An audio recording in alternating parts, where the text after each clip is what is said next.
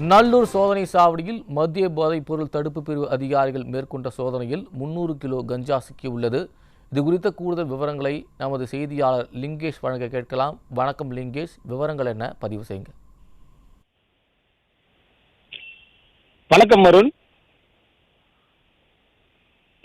நல்லூர் சோதனை சாவடியில் நேற்று வாகன சோதனையில் ஈடுபட்டிருந்த மத்திய போதை தடுப்பு பிரிவு அதிகாரிகள் லாரி ஒன்றினை மடக்கி அதில் சோதனை செய்த போது மூட்டை மூட்டையாக கஞ்சாய் இருப்பது தெரிய வந்தது. பின்னர் அதனை கடத்தி வந்த 4 நபர்களை கைது செய்த நிலையில் அவர்கள் தற்போது கஞ்சா மற்றும் கடத்தி வந்த நபர்களை அம்பத்தூர் நீதிமன்றத்தில் ஆஜர்படுத்தியுள்ளனர்.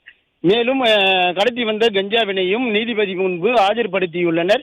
நல்லூர் சோதனை சாவடியில் வாகன சோதனையில் ஈடுபட்ட போது சுமார் 300 கிலோ எடை கொண்ட 50 மூட்டைகளில் கஞ்சா கடத்தி வந்தது தெரிய வந்த நிலையில் அவர்களை கைது செய்த போதை தடுப்பு பிரிவு போலீசார் தற்போது நீதிமன்றத்தில் ஆஜர்படுத்தியுள்ளது பரபரப்பான சூழ்நிலையை ஏற்படுத்தியுள்ளது. அருண், விவரங்களுக்கு நன்றி லிங்கேஷ்.